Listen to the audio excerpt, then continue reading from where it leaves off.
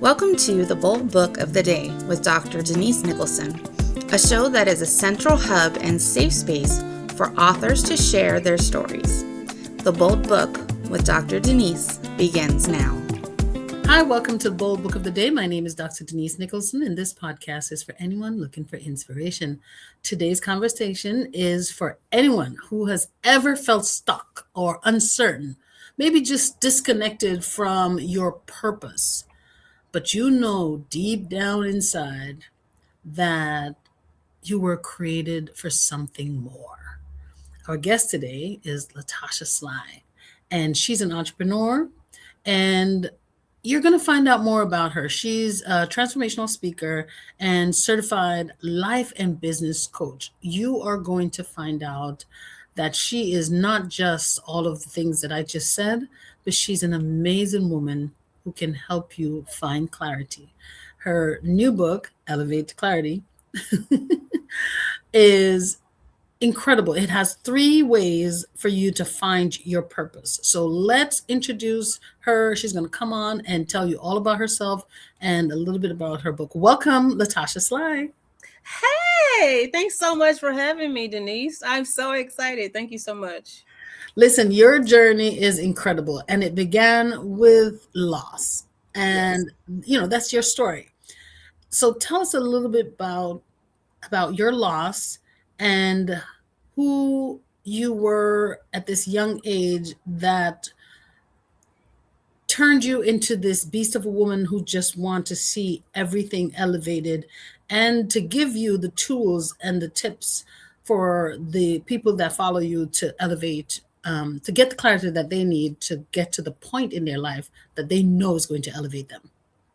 Yes, good question. I actually it started with my mom, right? It was back in the day, and the fact that I had to watch her endure and go through cancer. So she had breast cancer. She was only 29 when she passed.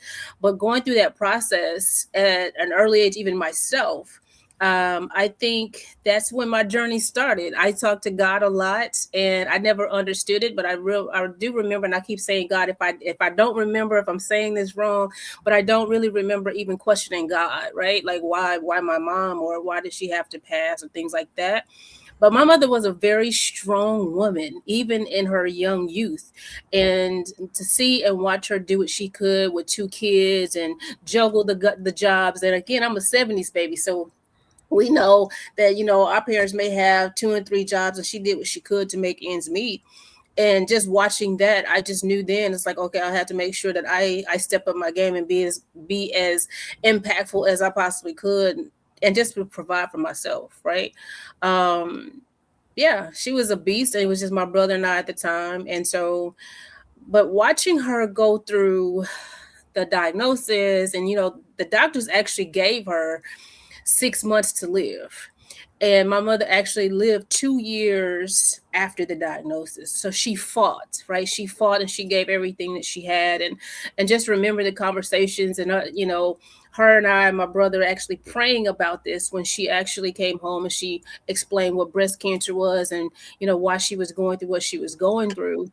And she lived 2 years after that. And just to know that God has a plan, and regardless of what we may feel, he felt like she gave us everything that we needed to get through this world. And he never said it was going to be easy, right? It was just a simple fact of some things that we go through, we had to learn from our circumstances. And sometimes, as I call in my purpose identifiers, our experiences and our struggles can lead us into our purpose. And I think that's where it all started for me. Do you think that after your mom passed that you felt stuck and didn't know what next to do? Absolutely. I felt like a part of me was gone. Like for a really long time, I just really didn't know who I was to who I was, or what I was going to become. I did know that I've always wanted to be an entrepreneur. I remember my roommate, even now, when I ran into her old roommate in college, she was like, that's all you talked about, is being an entrepreneur and helping people and making an impact in the world. So I knew that early on, but we just don't know what that thing is. But I felt like there's a hole in you when you lose someone at such a young age and you try to figure it out.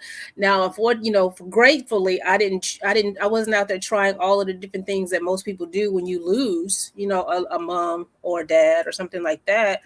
But I definitely was a loner for a really long time. I prayed a lot. I read my Bible a lot, but God didn't start revealing certain things to me until my early 20s, late 30s, to be honest.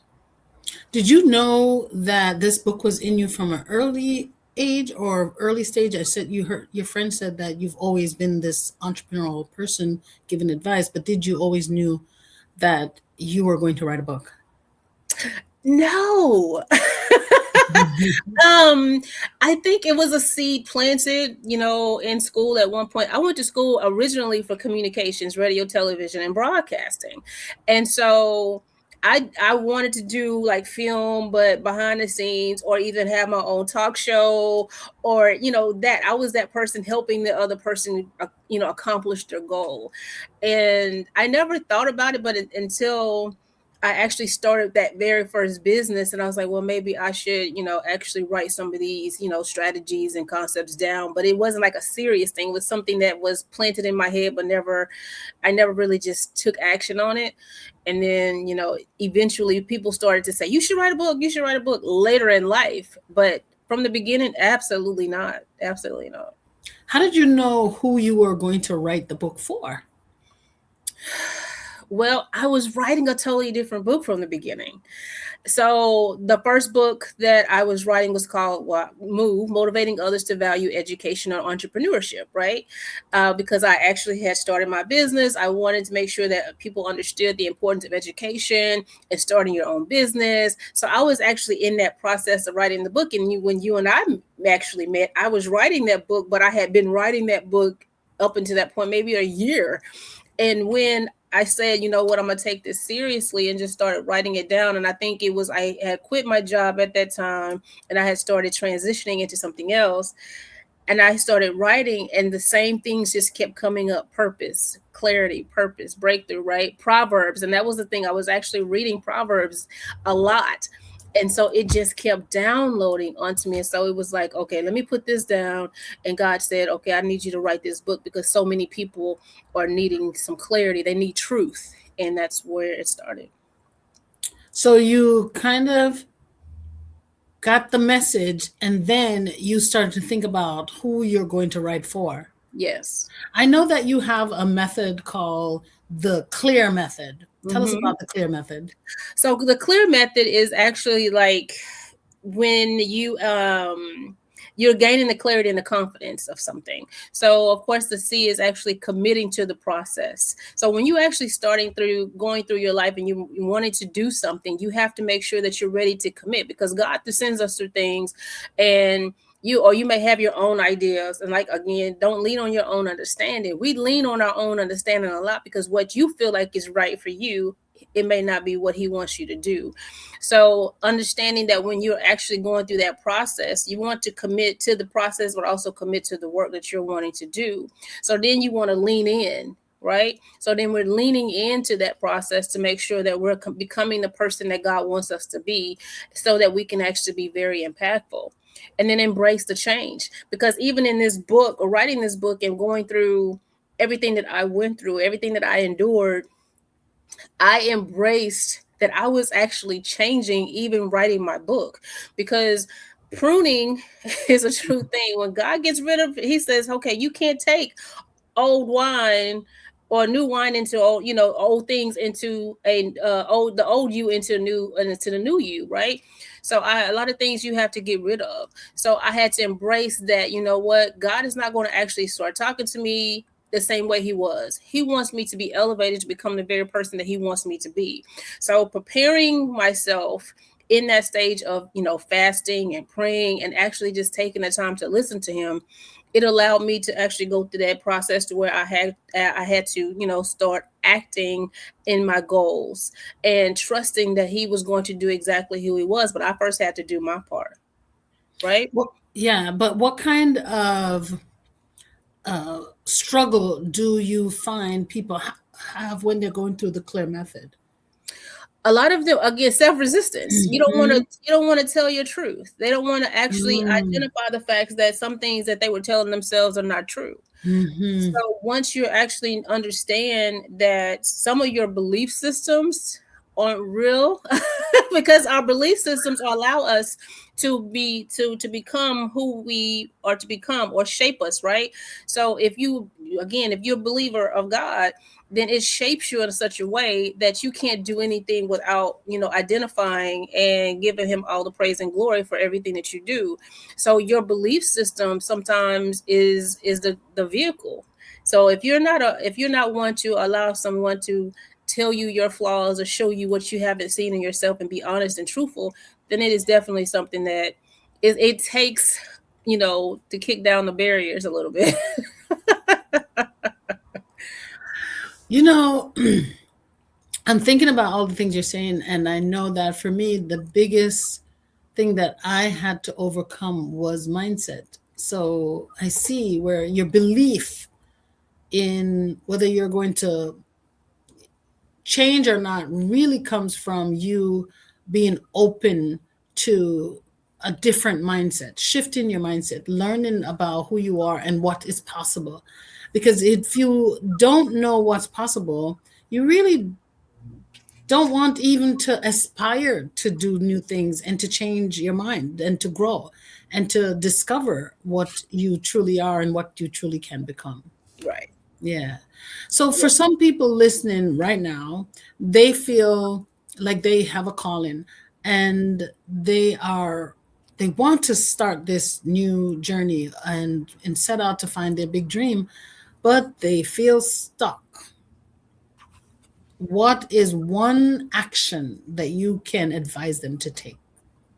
One action that I would advise them to take if you're stuck is, again, like you said, I love the fact that you actually brought up mindset, which is actually one of my very first chapters is mindset. Mhm. Literally sit down and think about, what have everything that you're doing, has it gotten you to where you want to be? And if it has not, then something has to change. Mhm. So I write down a lot of things. And so you want to make sure that what is it that you want to actually prune? What are the things that you want to get rid of? Right. So a lot of the times we want to go into this whole new season, being this whole new you, but we're trying to bring old habits into the new thing.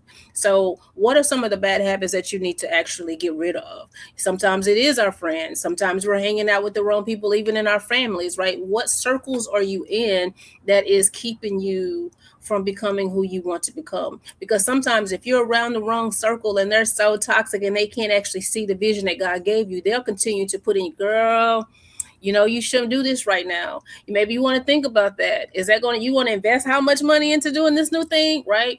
So you would basically want to make sure that you're actually focused on changing the mindset. But yeah, I would definitely say start to prune, because again, God wants us to prune the things so that he can actually prepare you for the next thing.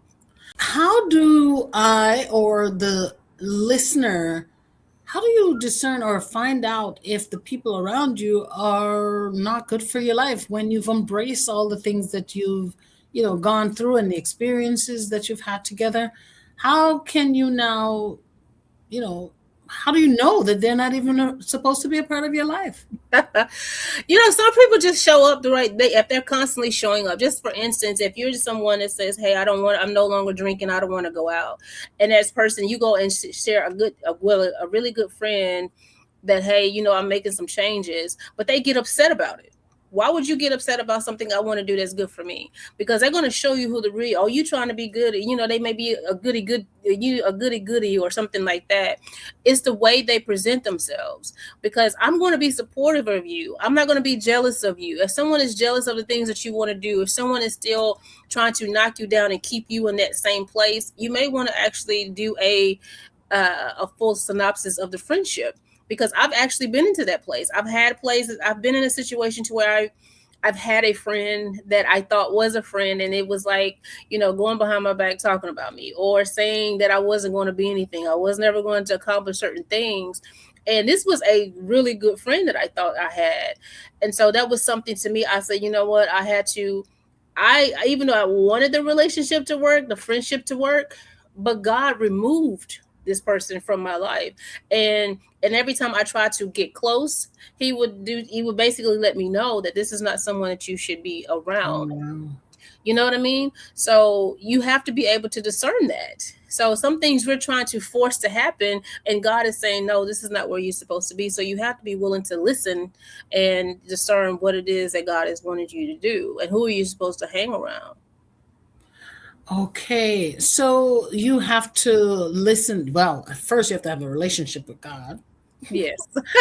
Then you have to listen to the voice and find your next steps, or who should be pruned from around you and what you should prune from in your life by having that relationship with God. Yes. Yes. Because it's painful. Pruning is a very painful process, but it's a very necessary process, right? And Mhm. one of my longtime mentors, God rest his soul, Miles Monroe, says it as well. And we have to go through that thing that is hurtful, because we want to make sure that we hold on to what's familiar. It's comfort, but you can't be in a comfort place and you grow at the same time. And so Mm. it's like when you actually prune, think about how you pruning a tree or pruning a branch off of a tree. You're literally stripping something from this tree so that Mhm. it can actually grow bigger, stronger than before. So Yes.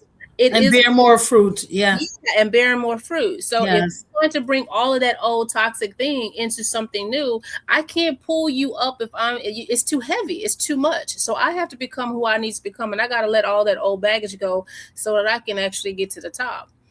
And that's just the process. Also, in looking at pruning, I have this pear tree in my backyard. And when we first moved here about 27 years ago, that tree was bearing really great fruit. And I remember about 3 years after we moved here, the fruit started to have some kind of disfigurement. And my husband said this tree has like some toxic thing in there. Like, he was like, oh, this tree, I gotta cut it down because now all of the fruit is tainted Mm-hmm. because it looked like something was awfully wrong. It was distorted. So he cut the tree down, and the tree started to grow back within maybe another 2 years. The tree started to grow back. But then it had several sprouts around it, and he had to prune those. He had to cut those off because he said the tree will only grow strong if if all of the resources go into that one main bark. So he Correct. had to cut down all the little, trees around. I was like, oh my God, that hurt. Don't do that. That's Because I saw true. the growth and I was like, oh, it's growing. And he said, it's growing, but it won't be as strong Yeah. if it's not pruned. So, and just thinking about your sharing, pruning, how important it is. And I remember him explaining this to me, so I can just share what that may look like for the person that's listening. You Yeah. really gotta cut everything around you so that the main thing, the main goal that you have in life, you can pour into that. All of the resources that come to you will go into that one big dream, Yes. because you don't have a lot of different external things that you have to deal with. Correct. And it because think about that. The nutrients is going to go to the very thing um that is withered, because it's trying to give it life. So if I'm Mhm. trying to give the thing that's dying life, I'm also dying because I can't get any nutrients because I'm only focusing on that bad part of the tree, right? That Mm. bad seed. So if you cut it off, everything now goes to where it needs to be. So I know you work with a lot of different groups. You work with teens, adults, and you work with organizations. How do you explain this as a leader and get them to understand why pruning and clarity is so synonymous? the biggest thing is when I bring this concept up to my youth is that it's like a light bulb that goes off, right? Because they realize then they don't have to be the cool kid in the class. They don't have to be that, the clown. They have to be true to who they are. And once you realize that God actually have given you something special for you, then you allow yourself to become that. And it's amazing to hear when somebody that is maybe 18, 19 years old trying to identify who they are in truth, be like, I've never heard it explained to me that way. Because so many things, even with like TikTok, all of the social medias, it's literally allowing our kids to go through life in the dark without realizing who they are and what they need to do. Because if you're going through life with your head down and you're focusing on what somebody else is doing, you're not doing what God has called you to be, because you're focusing on the wrong thing. Some Yeah. things we have to prune. Sometimes we have to let go of some things, and that may be social media for a while. But it's all about how to identify what that is in that particular stage. And even with my leaders, I have to allow them to understand that you too, even as a leader, I have to address the behavior of the person, not the person itself. Because sometimes our circumstances allow people to act a certain way that wouldn't have, Yes.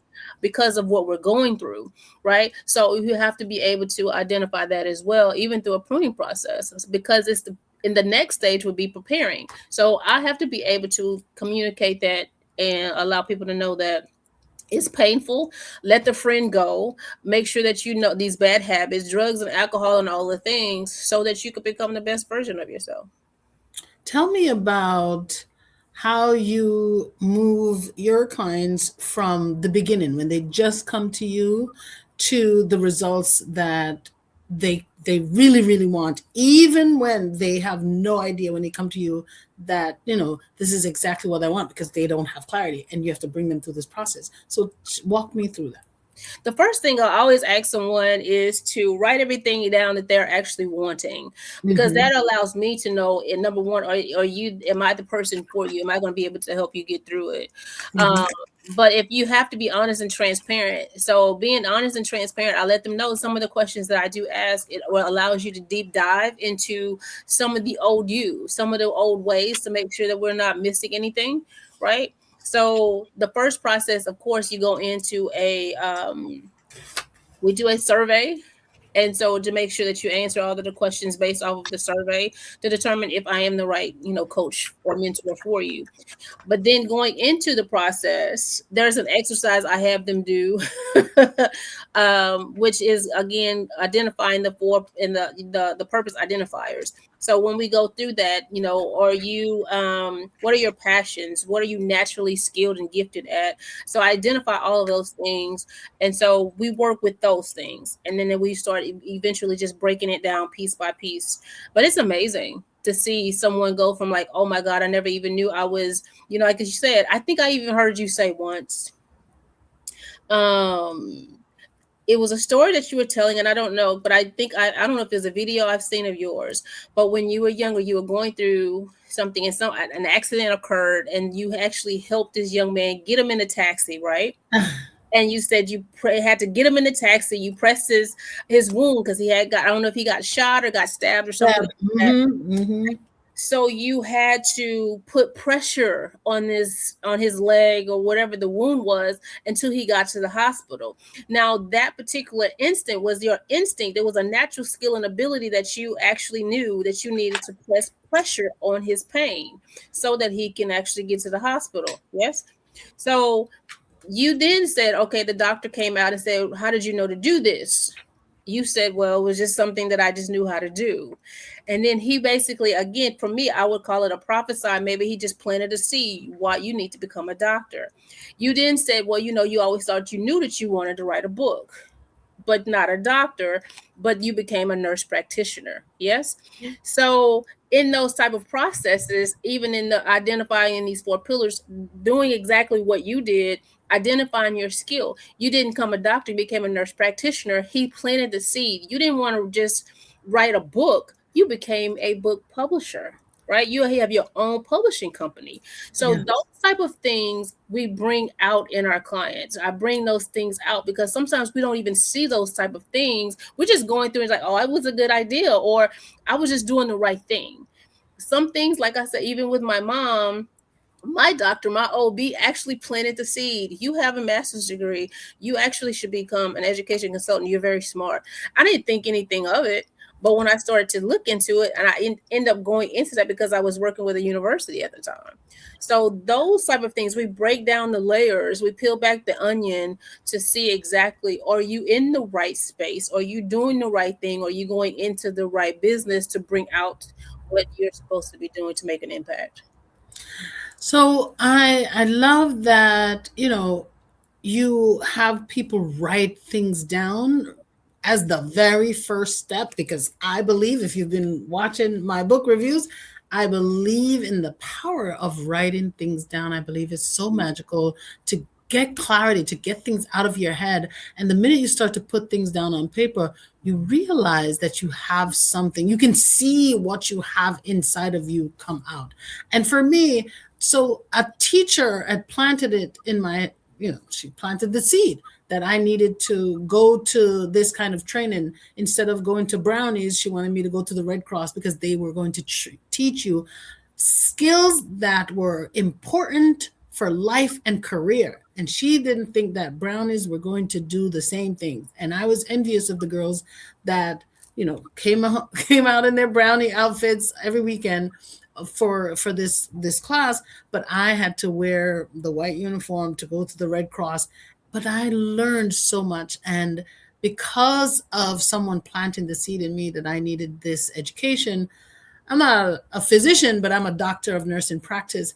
And I am so grateful, because I did not dream of these things. I absolutely didn't. But on my journey of self discovery, I started to find out that I had those things tucked in me. I had those experiences, those skills, those lessons. And if it wasn't for people like you, like a coach like you, who helped me to think about all the things that encompass me that I already have to help me to be the person I am today. So you help people to just start with writing things down, looking at the skills that they have, looking at some, things that they've learned, but they have innate, so that they can take that out and round it off to become the person that they have the purpose to become. Because Yes. we all think that our purpose is something far off, when it's really just things that we're so good at already on an everyday life. Yes. So, and again, the life experiences and challenges, but also like your natural gifts. What are you strong at, right? And so you just, I mean, you gravitated to what you already knew. You actually have built the thing that you already have been it planted in your head. It wasn't, you didn't know how it was going to come to fruition. So Yes. you just started to do the thing. So your actions led you to this moment, led you to this podcast, right? So that's what people have to understand. We still have to do our part. We can't sit and fast and pray and ask God for something. It's not going to work that way. You have to Mhm. still do the things. So he blesses you while you're in action. He wants to make sure that you're doing your part so he can do his. Wow. Oh my goodness. I am enjoying our conversation. How do you help clients stay consistent? They start the journey and then they are motivated. You pour into them. They have some mindset shifts. How do you help them to keep and stay consistent with motivation, or consistent even though the motivation fades? You just remember the pain points. Why you wanted to do this in the first place. Mm, So you don't yes. waste my time and waste your own time. Just be, if you wanted to actually say you want to change and you want to grow, you want to be a six-figure earner, seven-figure earner, but yet you're not wanting to actually do the work. So Yeah. again, I actually make them sign a contract that you're going to actually show up and do the work. Because again, I know you've heard this in our field of work, is that those that play, that you pay, they play. But at the Hmm. same time, I have to hold you accountable for the things that you say you want. So don't come and say you want to change your life. I hate, I'm tired of sick of being sick and tired of my 9 to 5. You hate your boss.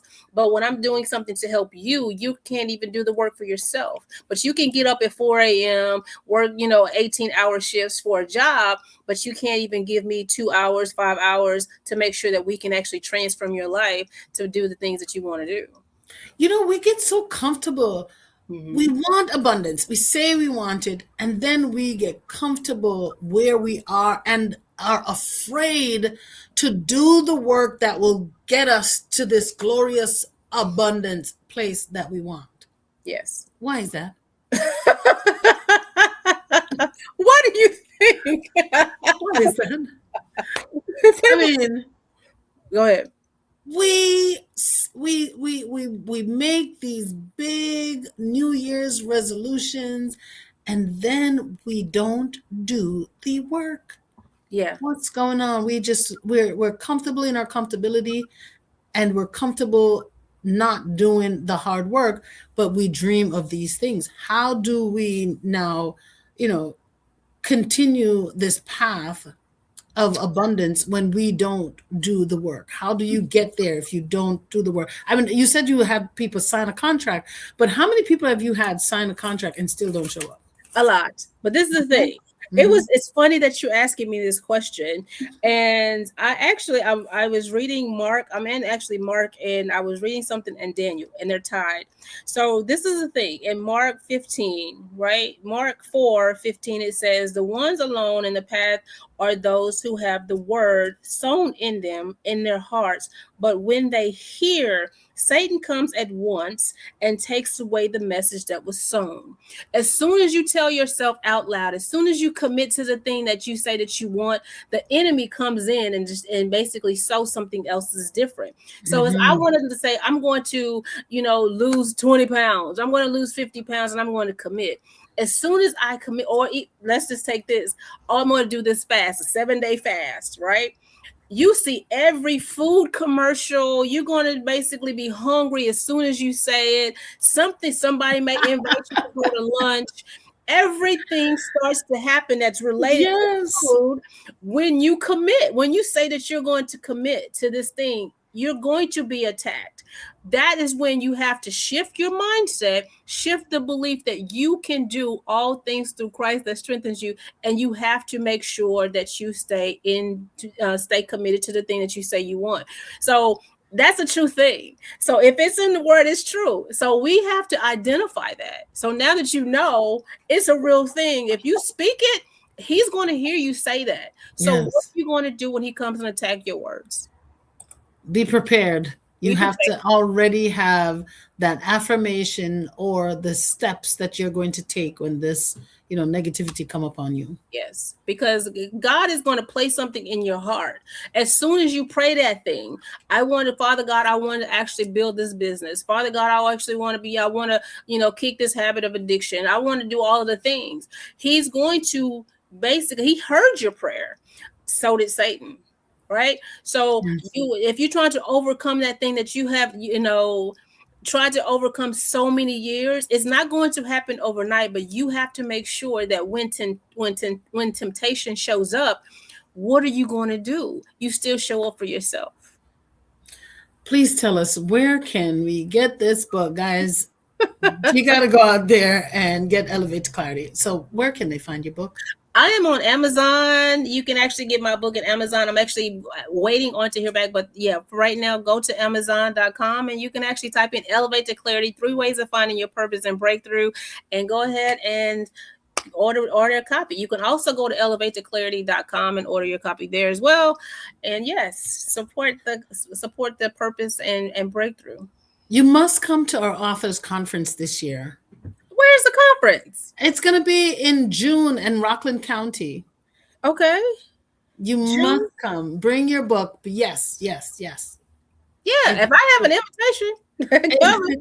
It's June 11th to the 14th. I'm inviting you now. You must come because you can come and share this clear method to the audience. I would love to, Denise. Absolutely. You I'm thinking about, how we can get the message out there. And one of the ways is, listen, whenever there's a group of people that's interested in growing and self-discovery and, entrepreneurship, we need to have already prepared something to teach them. So I think you have the clear method is something that you can really get up there and teach. Yeah, because that last part is reaping the benefit, reaping the reward. Exactly. That's the last part. If you do all of the work that are in the Claire method, is reaping the reward. So as long as you stay true to who you are, making sure that you actually do the work, you will reap the reward. Listen, I have three questions that I love to ask my guests. And so I'm going to ask you these three questions before you go. Okay. One is, what's a bold promise that you can share with the audience? A bold promise that I can share with your audience is I promise to serve others in my authentic way, as my authentic self, as God has basically positioned me to do so, as a purpose driven leader, 100%.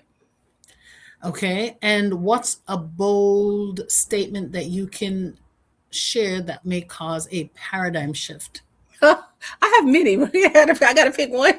Yeah. Um, a bold statement. I would actually have to say that in your season of preparation, it teaches you to be patient, resilient, and obedient. Therefore, God will not allow the doors to actually open unless you're ready. So make sure that you're doing your part, regardless of how much you pray, how much you fast. If He does not feel that you're ready, because He does not want you to fail, He doesn't want you to look bad, He don't want you to stumble. He wants you to be ready and prepared for the new position. So make sure that you do everything in your power and get prepared, and so that you can be ready for the blessing.